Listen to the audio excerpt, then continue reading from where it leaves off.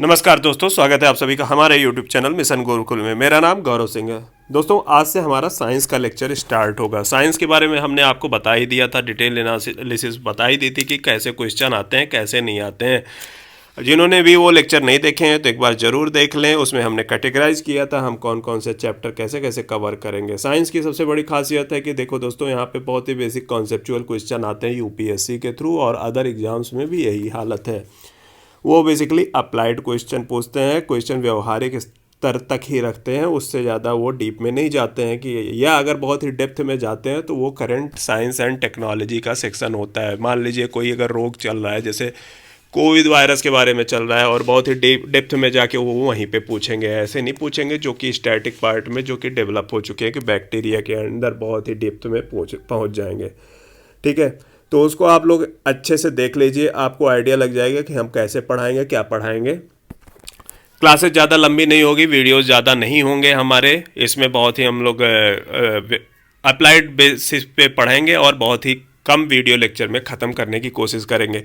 तो शुरुआत आज हम बायोलॉजी से करेंगे। बायोलॉजी में एक चैप्टर आता है बायो फर्टिलाइज़र, जो कि काफ़ी इंपॉर्टेंट लगता है। तो उसको मैं बताते समय मैंने सोचा कि उसमें फर्टिलाइज़र वाला सेक्शन भी ऐड कर दूं, क्योंकि अलग से पढ़ो फर्टिलाइज़र, अलग से पढ़ो बायो फर्टिलाइज़र। बेसिकली अपने को यही प्रॉब्लम होती है कि आप सब साइंस जो है 10th क्लास तक तो अच्छे से पढ़े ये होते हैं और क्वेश्चन उसी पे आते हैं बेसिकली।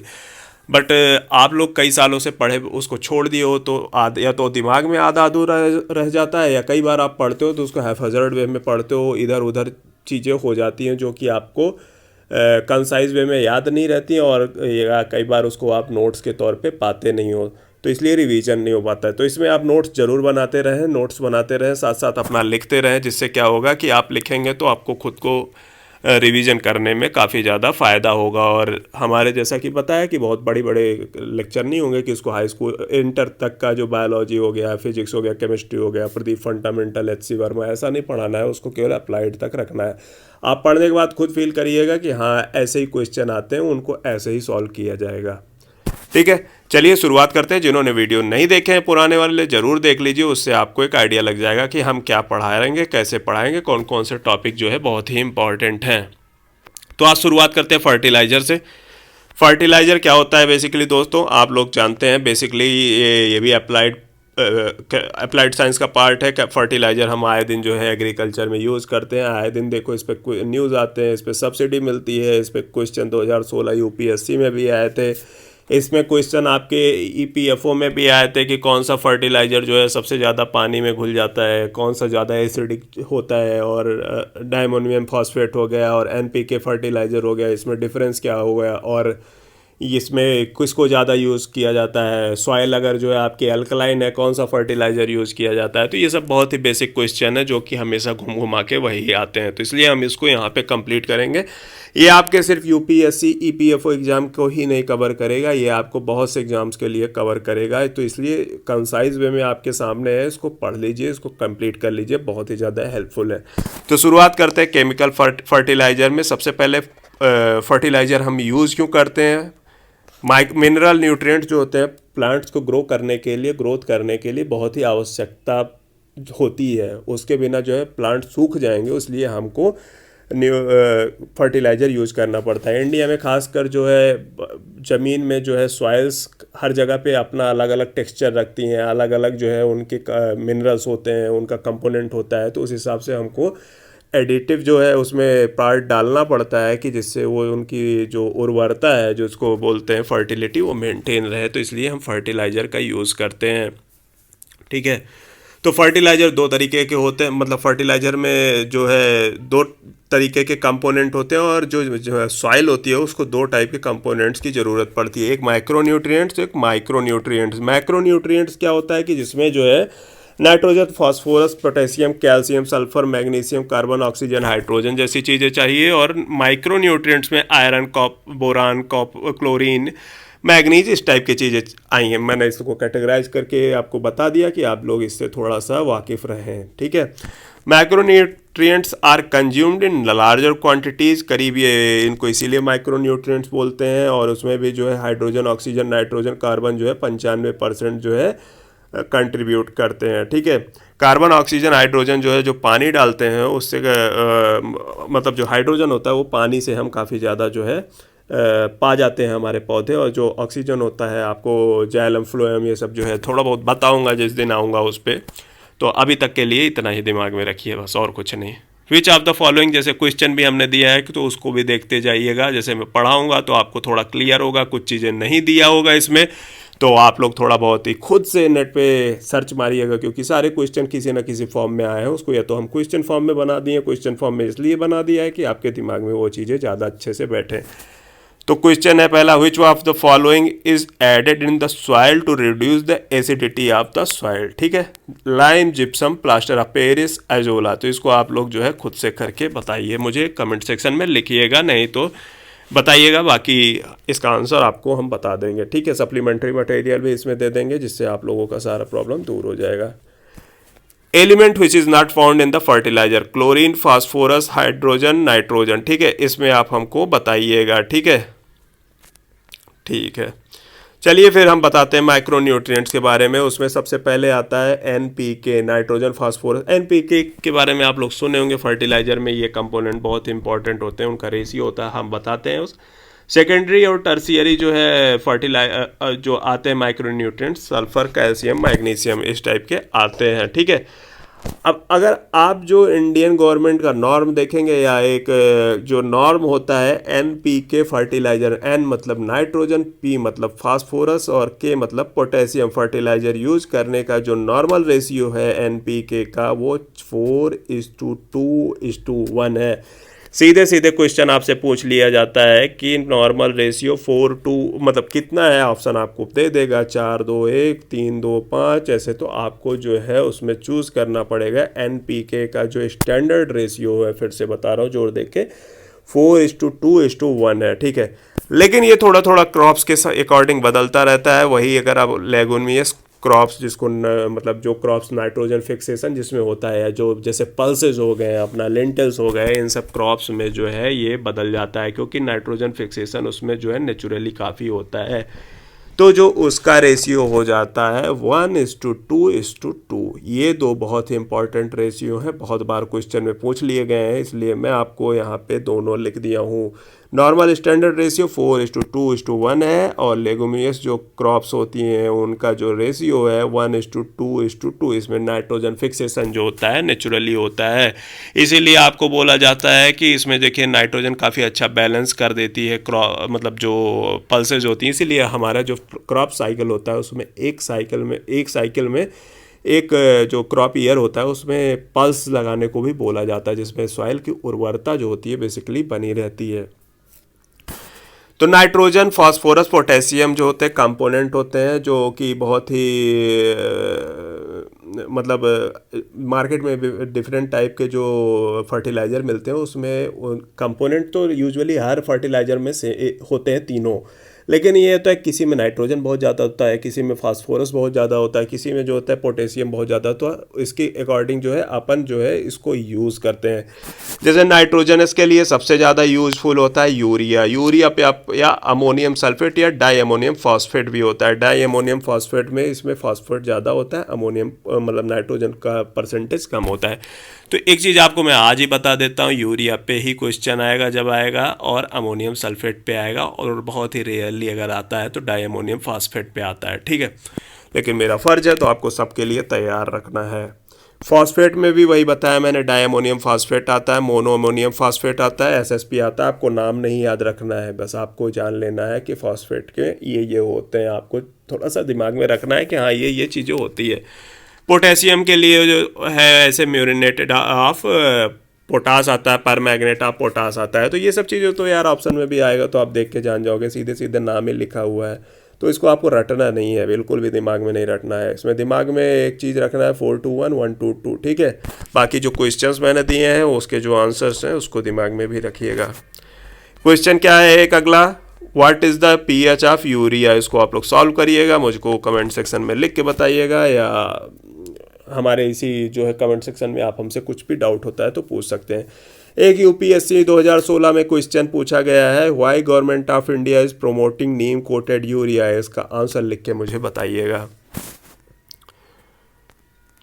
एक और क्वेश्चन है, oxidation of ammonia into nitrate it is called nitrification, nitrogenation, ammoniation, none of the above. मुझे बताइएगा, मैंने ऊपर आपको एक हिंट दे दिया है इस क्वेश्चन पे, ठीक है।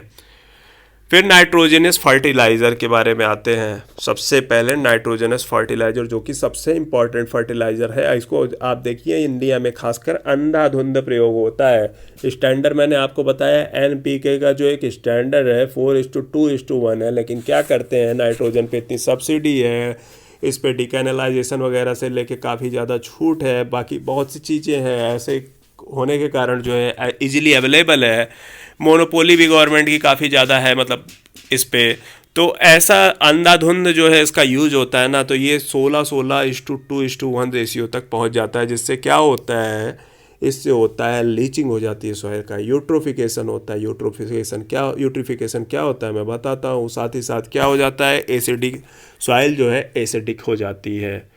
तो नाइट्रोजनस फर्टिलाइजर जरूरी क्यों है, प्रोटोप्लाज्म, अमीनो एसिड, देखो अमीनो एसिड सबसे पहले कहीं आएगा पूरे बायोलॉजी में, तो आप इतना जान लीजिए, नाइट्रोजन मतलब अमीनो एसिड से ही जो है एकदम लिविंग सिस्टम की इकाई है, ठीक है, इसी से आपका जो है सब कुछ बनना है। तो अमीनो एसिड, प्रोटोप्लाज्म क्या है, प्रोटोप्लाज्म जो है एक पार्ट है, सेल का लिविंग पार्ट है, जिसमें मतलब जो कि सराउंडेड बाय न्यूक्लियस और साइटोप्लाज्म सबके ऑर्गेनेल्स, इसके द्वारा जो है, मैं जब आपको सेल बताऊंगा तो उसमें प्रोटोप्लाज्म आपको डिटेल में थोड़ा सा बताऊंगा, जितना आपके एग्जाम के काम के लिए, तो उसको आप बहुत ही ज़्यादा दिमाग मतलब प्रोटीन बनाने के लिए, क्लोरोफिल्म फॉर्मेशन के लिए बेसिकली नाइट्रोजनस जो फर्टिलाइज़र है वो इम्पॉर्टेंट है। अगर इसकी डेफिशिएंसी हो जाती है तो जो है इसका जो स्टेम है पर्पल हो जाता है, लीफ गिर जाते हैं, ग्रोथ जो है स्टंट रह जाता है, क्लोरोसिस हो जाता है इसमें, ठीक है। तो ये प्रॉब्लम आती है। तो मैं बताता हूँ इसमें आपको सबसे इम्पॉर्टेंट क्या चीज़ है। अगर पेड़ पौधे में आप नाइट्रोजन जो है जो मैंने पूछा है कि आपसे क्वेश्चन पूछा है कि oxidation of ammonia into nitrate it का इज कॉल्ड, इसका आंसर आप लोग पता करिएगा। तो जब वो हो जाता है तो उसके फॉर्म में, किस फॉर्म में जो है नाइट्रोजन को पेड़ पौधे लेते हैं, तो वो होता है नाइट्रेट फॉर्म में, ठीक है, नाइट्रेट फॉर्म में, चाहे वो जिस तरीके से नाइट्रोजन पौधों को अवेलेबल हो उसको नाइट्रेट फॉर्म में ही लेते हैं।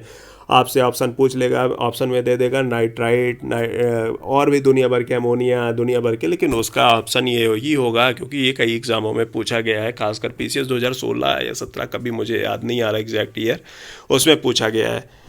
व्हीट राइस कल्टीवेशन दोनों में बहुत ही ज़्यादा नाइट्रोजनस फर्टिलाइज़र का यूज होता है। और जब एक्सेसिव यूज हो जाता है तो एक्सेसिव यूज होने पर क्या होता है, सॉइल एसिडिफिकेशन हो जाता है, सॉइल एसिडिक हो जाता है। जब सॉइल एसिडिक हो जाता है तो फिर तो चीज़ें गड़बड़ होता है ना, pH घट जाता है। pH फैक्टर होता है बेसिकली एसिडिटी और बेसिसिटी को नापने के लिए। अगर pH आपका 0 है तो आपका जो सोल्यूशन है या कोई भी सब्सटेंस है वो बेसिकली न्यूट्रल होता है। जब वो आपका 7 से ऊपर है तो वो बेसिकली एल्कलाइन बेसिक हो जाता है, और 7 से नीचे जो है एसिडिक हो जाता है। ये जो pH है वो जो है आपका 14 तक डिजिट तक जाता है। तो जितना 7 से नीचे जैसे जितना कम है, जैसे मान लीजिए 2 है और 5 है, तो 5 आपका कम एसिडिक है, 2 बहुत ज़्यादा एसिडिक हो जाता है। उसी तरीके आपका एक 9 है, एक है 13 वाला आपका बहुत ज़्यादा बेसिक है और 9 वाला उतना ज़्यादा बेसिक नहीं है, ठीक है। तो हम आपको pH स्केल के बारे में बता दिए। तो एसिडिफिकेशन हो जाता है सॉइल का, यूट्रोफिकेशन हो जाता है। यूट्रिफिकेशन आप लोगों को जो है बेसिकली इकोलॉजी में बहुत डिटेल में पढ़ाया जाएगा। यूट्रोफिकेशन के बारे में हम तब भी बता दे रहे हैं जब भी किसी सब्सटेंस में, खासकर लेक्स में आप अक्सर देखते होंगे, उसमें जब जो है फर्टिलाइज़र का ज़्यादा यूज़ किया जाता है और बारिश होती है, तो बारिश होने के कारण जो होता है उसमें नाइट्रोजन और फास्फोरस पानी के थ्रू जाके उसमें इकट्ठे हो जाते हैं, तो उसमें यूट्रोफिकेशन हो जाता है। बेसिकली नाइट्रोजन और फास्फोरस की गंदगी जिसको आप बोल सकते हैं, enrichment of nitrogen and phosphorus जो है यूट्रोफिकेशन कहते हैं। इसको आप लिख लीजिएगा चाहे तो, ये आपसे डायरेक्ट पूछा जा सकता है। यूट्रोफिकेशन में क्या होता है कि उसमें जो है फिर ऑक्सीजन की कंटेंट जो कि जो वाटर होता है कम हो जाता है, फिर लिविंग ऑर्गेनिज्म के लिए वो एक थ्रेट हो जाता है, ठीक है। फिर इसी तरीके से लीचिंग टू ग्राउंड वाटर हो जाता है एक्सेसिव यूज से।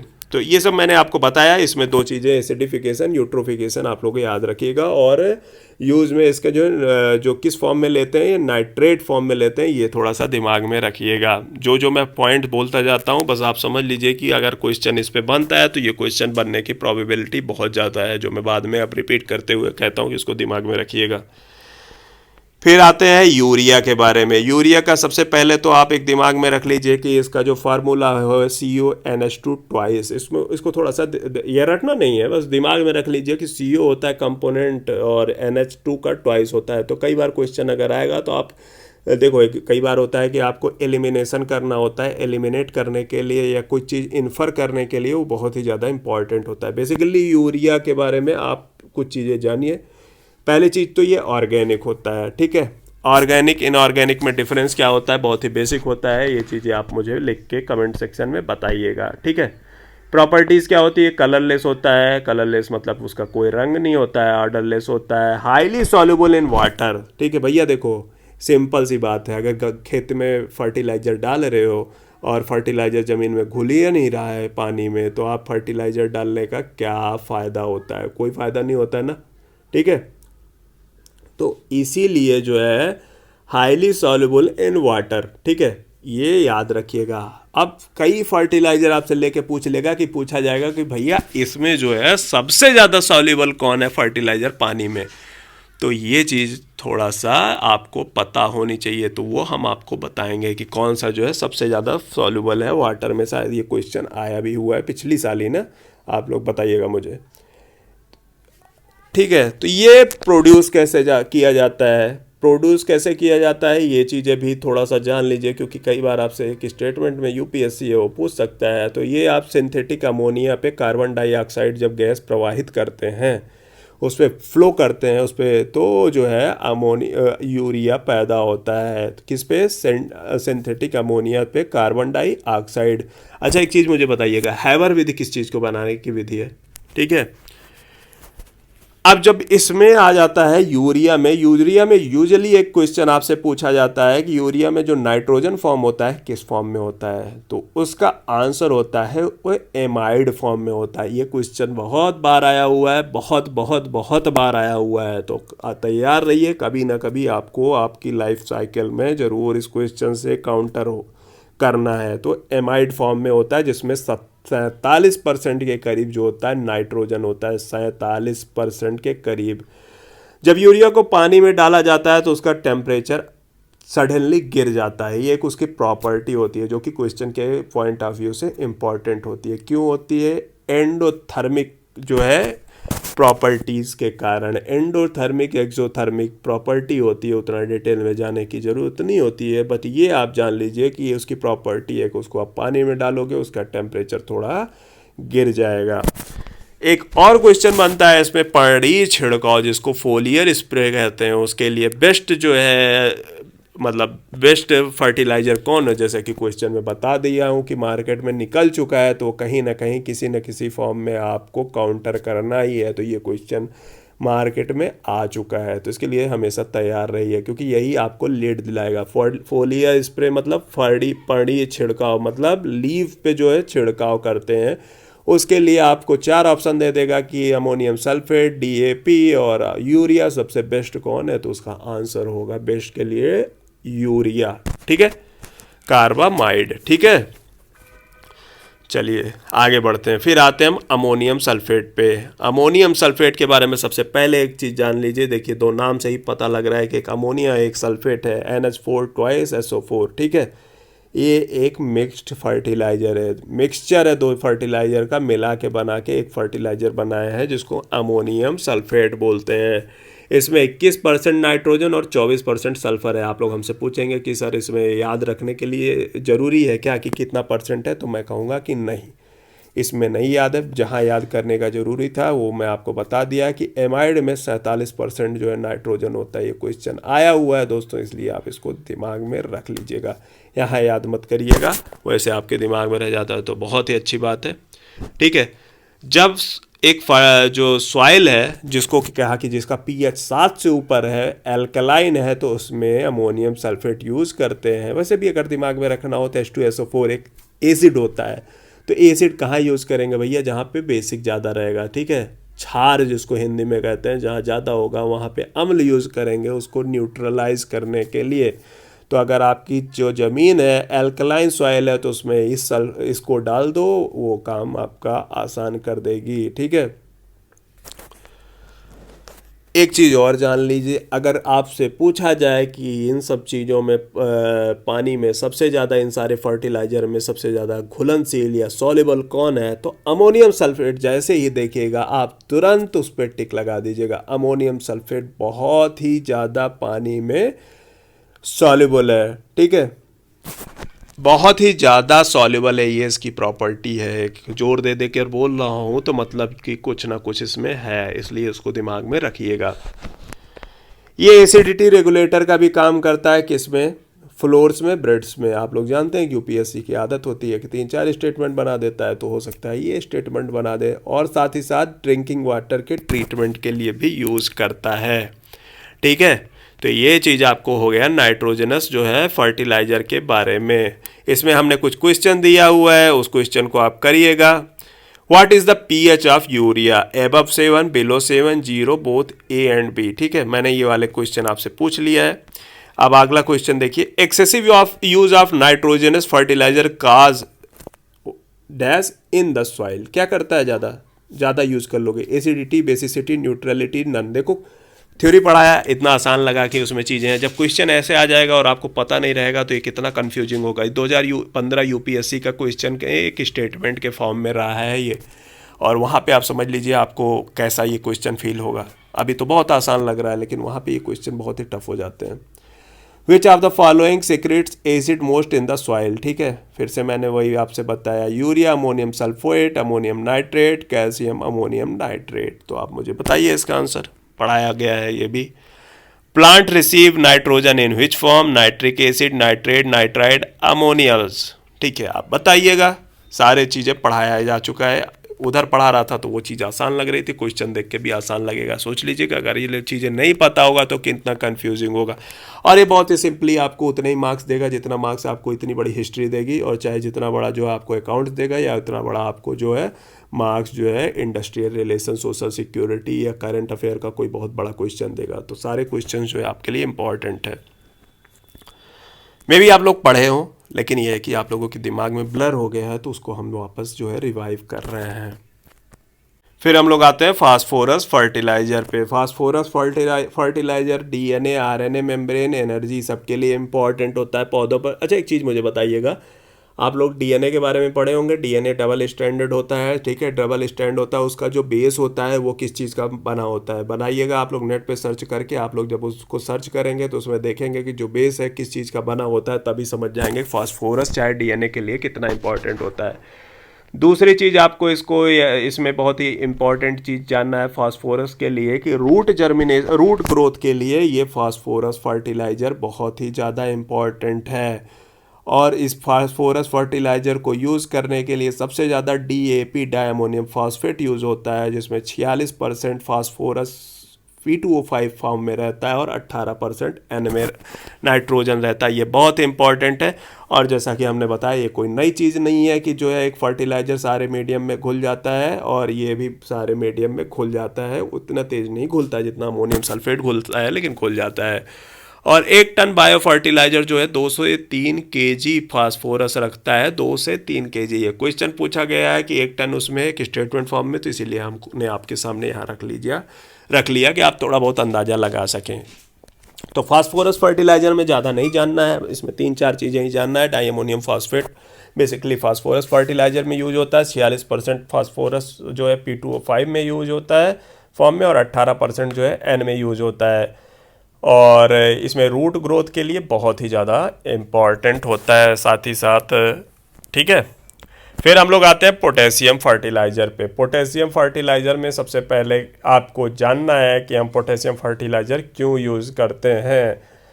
पोटेशियम फर्टिलाइज़र का क्वेश्चन सीधे पूछा जाएगा कि opening and closing of stomata. Stomata क्या होता है आप लोग शायद जानते होंगे, अगर नहीं जानते होंगे तो मत जानिए, वो चीज़ें बाद में ढंग से जानेंगे। प्लांट में बेसिकली एक स्टोमेटा होता है जो कि खुलता बंद होता है। खुलता बंद होता है ऑब्वियसली, तो समझ लीजिए कि जो है वाटर रेगुलेशन काफ़ी अच्छा करता है उसी की, ठीक है। खुलता बंद बाद में जान लीजिएगा, हम बताएंगे कि क्या होता है स्टोमाटा। स्टोमाटा थोड़ा सा नेट पे सर्च मार लीजिएगा, बहुत ही सिंपल चीज़ है। स्टोमाटा जो होता है वाटर रेगुलेट, एक तरीके से समझ लीजिए एक छेद टाइप से होता है जिसके थ्रू ये पानी अंदर बाहर करता है, बस यही जान लीजिए।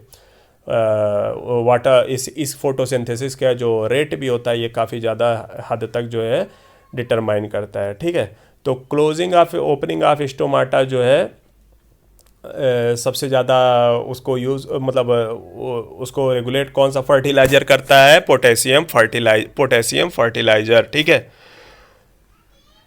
उसके बाद ये एंजाइम एक्शन के लिए भी बहुत इंपॉर्टेंट होता है, और एंजाइम एक्शन आपको मैंने बताया नहीं, एंजाइम के बारे में आप एक चीज़ जान लीजिए। एंजाइम में बेसिकली एक की होता है, की मतलब एक कुंजी, जैसे आपके घर में होता है 10 ताले हैं 10 कुंजियाँ हैं, तो एक कुंजी जो है एक ताले को खोलेगी, दूसरी कुंजी जो है दूसरे ताले को खोलेगी, तीसरी कुंजी जो है तीसरे की जो है तीसरे ताले को खोलेगी। उसी तरीके से एंजाइम बेसिकली आपको शरीर में फंक्शन करने के लिए जो होता है, काफ़ी हार्मोन्स होते हैं या काफ़ी चीज़ें होती हैं, तो उस चीज़ को एक्टिवेट कौन करता है, बायोकैटलिस्ट का काम करता है, वो होता है एंजाइम।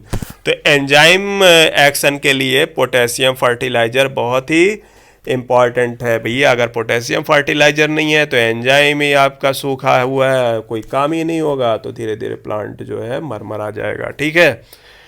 फोटोसिंथेसिस अंडर लो लाइट, वही मैंने बताया, स्टोमाटा जो होता है बेसिकली जो होता है आपका रेगुलेट करता है, क्या डिटरमाइन करता है, रेट ऑफ फोटोसिंथेसिस। अगर वही जो है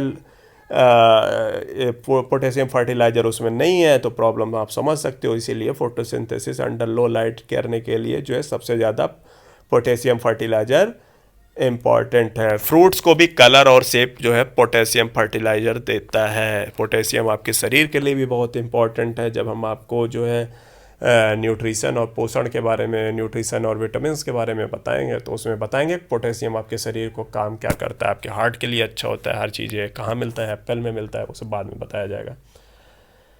इसकी डेफिशिएंसी से क्या होगा, जो कुछ आप समझ सकते हो वो सब कुछ वही होगा, ठीक है। Browning and death of needles, ठीक है, क्लोरोसिस इसको ही बोलते हैं। रिड्यूस्ड हाइट एंड डायामीटर, पौधे की ये हाल हो जाएगा। लैक ऑफ कोल्ड रेजिस्टेंस, ठंड को बिल्कुल नहीं झेल पाएगा, पाला पड़ जाएगा, पौधा गिर जाएगा, मर जाएगा, काला हो जाएगा।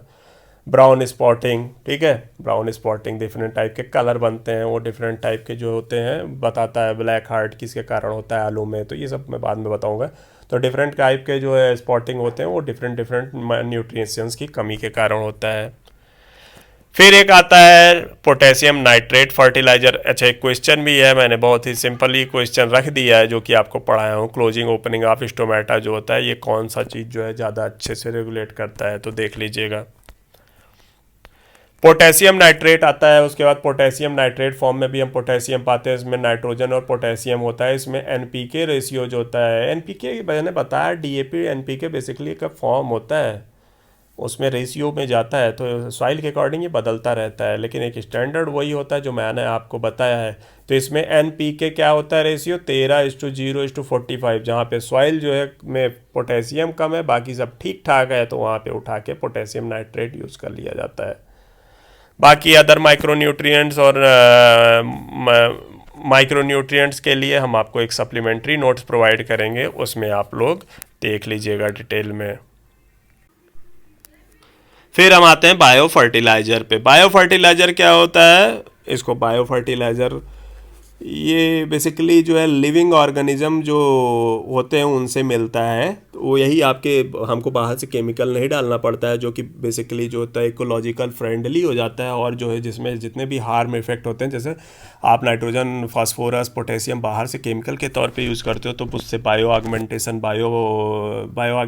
हो जाता है और बायोमैग्निफिकेशन हो जाता है, जो कि आपके शरीर को बहुत ही नुकसान पहुंचाता है। तो इसीलिए हम बायो फर्टिलाइज़र का यूज़ करते हैं। बायो फर्टिलाइज़र बेसिकली नेचुरली होता है, उसके थ्रू जो सब्सटेंस मिलते हैं उससे यूज़ करते हैं, वो जो है आपके लिए काफ़ी ज़्यादा, आपके हेल्थ के लिए काफ़ी ज़्यादा अच्छा होता है। तो इसमें भी हम देख लेते हैं, और इसी का आप बेसिकली ये बायोलॉजी में पढ़ोगे तो आपको यही पढ़ना था, लेकिन हमने जो है केमिस्ट्री वाले पार्ट को भी उठा के केमिकल फर्टिलाइज़र भी इसमें ख़त्म कर दिया है।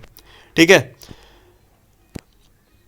नेचुरल प्रोसेस मैंने बताया था, नेचुरल प्रोसेस नाइट्रोजन फिक्सेशन वगैरह ये जो है सारा ये जो है नेचुरल प्रोसेस के थ्रू करता है, जो उसके थ्रू मतलब अपने जो नेचुरल प्रोसेस के थ्रू कुछ सब्सटेंस बनाता है, उसी के द्वारा जो होता है सॉइल को ये एनरिच करता है। ठीक है, ठीक है, ये और प्लांट ग्रोथ को जो है बढ़ाता है, चाहे वो फास्फोरस हो, चाहे नाइट्रोजन हो, चाहे बोरान हो, चाहे जिसकी भी नीड होती है वो सबको पूरा करता है।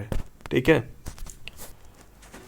और ये जो सॉइल साइकिल होता है, सॉइल मतलब मैंने बताया था कि जैसे bio fertiliser restore soils natural nutrient cycle and build soil organic matter. ठीक है, ये जो एक प्रोसेस चलता है, जैसे मान लीजिए कुछ पेड़ लगाए, आपकी सॉइल जो है आप वो देखो पेड़ लगाते हो तो उस एरिया से सॉइल जो है न्यूट्रिएंट्स जो तो सक करता है ना, तो धीरे धीरे इनफर्टाइल होता है। तो ये बायो जो फर्टिलाइज़र है वो उसको साइकिल को मेंटेन करके उसको जो उर्वरता है या फर्टिलिटी है उसको वापस जो है सही कर देता है। तो उसी को मैं यहाँ पे बोलना चाहता हूँ। इसमें कई वो जो है बायो फर्टिलाइज़र होते हैं। नाइट्रोजन फिक्सिंग क्या जो होते हैं, एजोटोबैक्टर थोड़ा इंपॉर्टेंट होता है, एनाबीना इंपॉर्टेंट होता है, राइजोबियम इंपॉर्टेंट होता है, एनाबीना एजोल इंपॉर्टेंट होता है। थोड़ा सा देख लीजिएगा, एजोटोबैक्टर और एनाबीना काफ़ी ज़्यादा, और राइजोबियम थोड़ा सा ज़्यादा इंपॉर्टेंट है। आपसे अक्सर पूछ लीजिएगा कि इसमें कौन से नाइट्रोजन फिक्सिंग जो है नाइट्रोजन फिक्सिंग जो है बायो फर्टिलाइज़र, तो आपसे पूछ लिया जाएगा एजोटोबैक्टर, एनाबीना, राइजोबियम। ठीक है, तो उसको आप दिमाग में रखिएगा। फिर फास्फोरस के लिए आता है, तो इसमें जो है 3 है, तीनों में मैं बहुत ही ज़्यादा आपको दिमाग में रखने को नहीं बोलूँगा। एस्परजिलस जो है थोड़ा सा इम्पॉर्टेंट है, उसको थोड़ा सा दिमाग में रखिएगा। ठीक है, एक फिर आता है प्लांट ग्रोथ प्रोमोटिंग राइजोबैक्टीरिया। कौन से आता है इसमें? स्यूडोमोनास आता है, एजोला आता है, साइनोबैक्टीरिया आता है। तो ये सब चीज़ें आप थोड़ा सा दिमाग में देख लीजिएगा। ठीक है, तो जिससे आपको आइडिया लग जाए कि आपसे कई बार ऑप्शन पूछ लेता है इसमें नाइट्रोजन फिक्सिंग क्या होता है, कौन कौन से हैं इसमें, फास्फोरस उसको फास्फोरस को सॉल्युबल करने के लिए कौन कौन से, या मोबिलाइजिंग बायो फर्टिलाइजर कौन कौन से हैं। ठीक है, और उसके बाद आ जाता है आपसे राइजो प्लांट ग्रोथ के लिए या प्रोमोटिंग राइजो बैक्टीरिया कौन कौन से हैं। तो उसमें थोड़ा सा आप लोग इसको देखे होंगे, एक ही जगह पा जाएंगे तो थोड़ा सा आपका काम आसान हो जाएगा। ठीक है, उसके बाद हम चलते हैं कुछ चीज़ कुछ पढ़ते हैं कुछ इनके स्पेसिफिक के बारे में, जो जिसपे कि हर बार क्वेश्चन आ जाता है। ब्लू ग्रीन एल्गी होता है, ब्लू ग्रीन एल्गी आता है, ग्रीन मैन्योर होता है, एजोला जो स्पिरुलम होता है, राइजोबियम होता है, और माइकोराजा होता है। तो ये चीज़ें हम यहाँ पे पढ़ते हैं। ठीक है, इसमें हम देखते हैं ब्लू ग्रीन एल्गी के बारे में। ब्लू ग्रीन एल्गी क्या होता है? इसको नील हरित शैवाल भी कहते हैं, इसको साइनोबैक्टीरिया भी कहता है। ये निम्न श्रेणी के पादप मतलब प्लांट की कैटेगरी के होते हैं। ठीक है, ये बेसिकली प्रोकैरियोटिक होते हैं। प्रोकैरियोट्स और यूकैरियोट्स जो होता है, हम आपको जब सेल्स पढ़ाएंगे तो उसमें आपको हम बताएंगे प्रोकैरियोट्स और यूकैरियोट्स क्या है। यहाँ तक के लिए आप अभी ये प्रोकैरियोट्स ही दिमाग में रखिएगा। ठीक है, नील हरित शैवाल में एक हेटेरोसिस्ट नाम की जो सेल होती है वही इसमें काम करवाती है। इसके थ्रू जो है उसमें जो है ऑक्सिन, जिबरेलिन, पायरिडॉक्सिन आदि जैसे मतलब केमिकल्स जो है प्रोड्यूस होते हैं, जो कि जो सॉइल में एसिडिटी बेसिसिटी जो एक्स्ट्रा हो जाती है वो उसको जो है ख़त्म करते हैं। तो हम जितना आपको बताएं उसको आप लोग बहुत याद मत रखिएगा, इसमें बस याद रखिएगा ब्लू ग्रीन एल्गी प्रोकैरियोट्स है। हेटेरोसिस जो है इसमें एक सब्सटेंस होता है, और ये जो है ऑक्सिन, जिबरेलिन जो है प्रोड्यूस करता है, और सॉइल में जो होता है एसिडिटी बेसिडिटी जो भी जनरेट होती है उसको जो है बैलेंस करता है। और इसका यूज़ कहाँ होता है सबसे ज़्यादा? उसका यूज़ जो होता है पैडी और मिक्स्ड एजोला के साथ मिक्स करके इसको पैडी के खेत में जो है यूज़ किया जाता है। कभी धान के खेत में आपसे आ जाएगा तो ब्लू ग्रीन एल्गी बिना सोचे समझे लगा दीजिएगा। ठीक है, ग्रीन मैन्योर आता है जिसको कि हरी खाद होती है। हरी खाद का उपयोग जो सॉइल में है उनमें काफ़ी जो ज़्यादा जो न्यूट्रिएंट्स होते हैं उनके लिए यूज़ किया जाता है। सबसे ज़्यादा इसके लिए जो है इम्पॉर्टेंट होता है ढैंचा और सनई। ढैंचा जो होता है आप लोग देखे होंगे, हरा हरा उसमें होता है, आप लोग नेट पे सर्च मार लीजिएगा, आप उसको जो है नेट पे देखिएगा, जो पौधा का फोटो देखिएगा तो जान लीजिएगा। ढैंचा भी होता है, सनई भी होता है। सनई बेसिकली आप लोग देखे होंगे रस्सी वस्सी उससे बनाई जाती है सनई। तो सनई का कुछ लोग सनई के साग टाइप का उसमें फूल आता है, उसको बना के सब्जी भी खाते हैं। काफ़ी गर्म होती है, पता नहीं कैसे लोग खाते हैं लेकिन खाते हैं। ग्रीन मैन्योर का भी जो है पैडी की क्रॉप में काफ़ी ज़्यादा यूज़ किया जाता है। बेसिकली ये एक क्रॉप के तौर पे यूज़ किया जाता है। इसको इकोनॉमिक इंपॉर्टेंस भी होता है। मैंने बताया आपको जो है सनई वगैरह का जो है इकोनॉमिक वैल्यू भी होता है। तो इसको साथ साथ कहा जाता है अगर पैडी व्हीट यूज़ कर रहे हो तो क्रॉप साइकिल में ढैंचा भी, इसमें स्पेलिंग थोड़ा गलत हो गई, ढैंचा भी यूज़ कर लो। ढैंचा से क्या होगा कि आपकी सॉइल का जो फर्टिलिटी है बेसिकली ये रिस्टोर हो जाएगा। फिर आता है एजोला। एजोला एक एक्वेटिक फर्न होता है, जलीय फर्न होता है, जो कि पैडी के क्रॉप के लिए बहुत ही यूज़फुल होता है। ठीक है, ये ठंडे तालाबों में आपको काफ़ी ज़्यादा मिलेगा, जहाँ पे मतलब ठंडा ठंडा पानी काफ़ी ज़्यादा रहेगा, वहाँ पे आपको एजोला काफ़ी मिलेगा। ये बेसिकली एजोला, एजोली और एनाबीना जो मतलब उसके साथ ये सहजीवी मतलब बेसिकली एक दूसरे पर डिपेंडेंट के तौर पे पाए जाते हैं। तो बेसिकली आपको इसमें एजोला यही याद रखना है कि एक एक्वेटिक फर्न है और पैडी क्रॉप में ये यूज होता है। ठीक है, उसके बाद आता है एजोस्पाइरिलम। एजोस्पाइरिलम जो कि बहुत ही इम्पॉर्टेंट होता है, बैक्टीरिया है जो कि नाइट्रोजन को अमोनिया में एजोस्पाइरिलम जो है कन्वर्ट करता है। किस में कन्वर्ट करता है आपको पूछ लिया जाएगा कि एजोला, एजोस्पाइरिलम, राइजोबियम और ग्रीन मैन्योर या साइनोबैक्टीरिया जिसको ब्लू ग्रीन एल्गी, ये सब जो है कुल मिला के आपको पूछ लिया जाएगा कि कौन जो है नाइट्रोजन को अमोनिया में कन्वर्ट करता है, तो उसका आंसर जो होगा एजोस्पाइरिलम होगा। ठीक है, ये बाजरा और सूर्यमुखी, सनफ्लावर जानते होंगे आप लोग, सूर्यमुखी नहीं जानते होंगे तो जान लीजिए, महाराष्ट्र कर्नाटक में बहुत ही ज़्यादा पाया जाता है। सूरज की दिशा में इसके पौधे का जो है मतलब फूल होता है वो हमेशा उसी टाइम दिशा में रहता है। जैसे पूरब में है तो पूरब में रहेगा, पश्चिम में है तो पश्चिम में रहेगा। तो बाजरा और सनफ्लावर में काफ़ी ज़्यादा यूज होता है। ठीक है, तो इसको दिमाग में रखिएगा।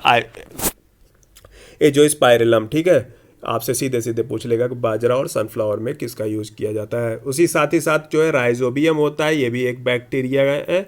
ये भी जो है नाइट्रोजन को अमोनिया में कन्वर्ट करता है। कौन कौन करता है? एजोस्पाइरिलम करता है, राइजोबियम करता है। ठीक है, ये भी बाजरा और सनफ्लावर में जो है यूज होता है।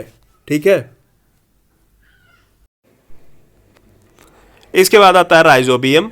राइजोबियम जो है इसमें आप लोग दिमाग मत लगाइए, थोड़ा सा इसमें चीज़ें दूसरी लिखी उठी है। राइजोबियम जो है बेसिकली पल्सेस में यूज़ किया जाता है। उसमें जो है राइजोबियम जो है पल्सेस जो होती है ना, पल्सेस क्रॉप्स जो होती है, लेंटिल्स वगैरह जैसे अरहर हो गया, मटर हो गया, उनके जो नोड्यूल्स होते हैं रूट में उसमें रहती हैं, और ये वायुमंडल जो एयर होता है उससे नाइट्रोजन को पाती हैं और नाइट्रोजन मतलब उसमें जो है एंजाइम के थ्रू जो है नाइट्रोजन को कन्वर्ट करती है नाइट्रेट में और जो है उसको यूज़ करती हैं। इसके प्रयोग से जानते हो 20 से 25 केजी प्रति हेक्टेयर का लाभ होता है। बहुत बड़ी चीज़ होती है यार, नाइट्रोजन को जो है 20 से 25 किलोग्राम पर हेक्टेयर नाइट्रोजन का अगर प्रॉफिट हो जा रहा है तो ये आपका इकोनॉमिकली बहुत प्रॉफिट है। और सबसे बड़ी चीज़ ये है कि ये बायो जो इकोलॉजिकल फ्रेंडली भी है। तो ये आप राइजोबियम हमेशा अपनी नोट्स में लिखिएगा, ये जो है पल्सेस के लिए यूज़ होती हैं। ठीक है, पल्सेस के लिए सबसे ज़्यादा यूज़ होती हैं। फिर आता है माइकोराजा। माइकोराजा बेसिकली एक फंगस होता है। माइकोराजा बेसिकली एक फंगस होता है। आपको दिमाग में रखना है कि इसमें कौन सा फंगस है, कौन सा जो है बैक्टीरिया है, कौन सा साइनोबैक्टीरिया है, तो आपको उसको दिमाग में रखना है। माइकोराजा एक बेसिकली एक फंगस होता है जो कि जो सॉइल है उसमें बेसिकली क्या होता है, जैसे पेड़ पौधे हैं, आपका न्यूट्रिशन यूज कर लिया, ह्यूमिडिटी यूज कर दिया, तो अपर लेयर जो होता है बेसिकली वो एक सूख जाती है उसमें। तो माइकोराजा क्या करता है, जो निचली लेयर होती है सॉइल की उधर से जो है न्यूट्रिशन और ह्यूमिडिटी हो खींचते हुए ऊपर ला देता है। तो माइकोराजा क्या करता है, जो जो डेप्थ पार्ट में होता है, उसमें जो नमी और पोषक तत्व होता है उसको ऊपर लाने का काम करता है। तो आपके लिए इतना बहुत इंपॉर्टेंट है, इतना जो उतना पढ़ा है, इससे ज़्यादा क्वेश्चन आता है तो वो बहुत ही टफ हो जाएगा और इससे ज़्यादा यूजुअली आता भी नहीं। मैंने बताया कि सारे क्वेश्चन जो होते हैं मार्केट में जो है एक पैटर्न होता है, उसी अकॉर्डिंग आते हैं। अगर आया जैसे केमिकल फर्टिलाइज़र की मैंने बात करी तो उससे ज़्यादा नहीं आएगा, दाएं बाएं घुमा के आएगा और कुछ आएगा तो हो सकता है आपको इतनी नॉलेज हो चुकी है तो आप एलिमिनेट करके जो है आप इसको सॉल्व कर सकते हैं।